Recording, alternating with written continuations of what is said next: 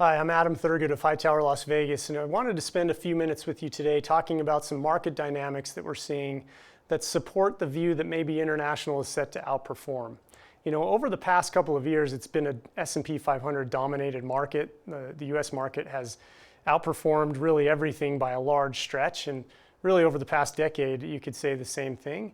But so far this year, we're not seeing that play out. The international markets, especially international developed, which would be countries like Japan and the EU, have outperformed the S&P by more than 15%.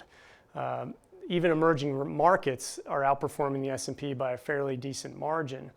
But that has not been the case. Over the past couple of years and over the past decade, we've seen the US outperform dramatically. But if we rewind about 50 years, what we'll notice is that those two markets tended to be mean reverting, meaning one would outperform for a while, then the other would outperform, and they'd kind of flip-flop back and forth until about 2014. And that's when the US just took off. And we've talked about in some of our writings and prior videos some of the reasons why this may be the case, namely huge budget deficits in the US and the technology focus in the US. But if this trend starts to reverse, it could be impactful. However, what we saw is that even though international markets were much better valued than the US for a period of time, even when this was at extreme levels, the US continued to outperform. So we looked at this and thought, well, it'd be great if we had an additional tool that we could build to help us have an indication of when the probabilities are shifting in favor of the international markets. So we build a trend model that helps us identify that. And what you'll see in light blue here is when the US is the preferred market, and in dark blue when international markets are the preferred market. And for the last decade, mostly light blue with just a couple of little blips. However, in the early 2000s and in the 1980s, there were long stretches where international outperformed for a long period of time.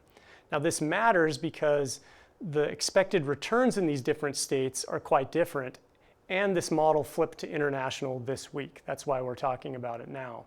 If we look at how these markets have performed in the different states, what you'll notice is the S&P, which is light blue, the plus sign, that's when it's the preferred market, has about 11% expected return, a bit higher volatility than when it's the non-preferred market, but it is a higher expected return than when it's the minus sign at about 8%. But look at the difference between the dark blue metrics.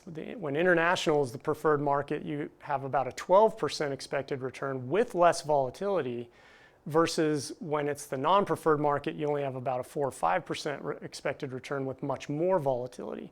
So if this is flipping into the international space as being the preferred market, it could have profound implications for portfolios.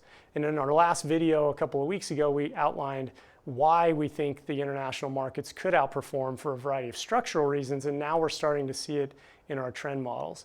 Now, if we would have run this model back 50 years, it would have performed quite well despite some head fakes along the way. Who knows what will happen in the future, but we do think that this model flipping towards the international space is important. It's something that we want to pay attention to, and we'll keep a close eye on it going forward.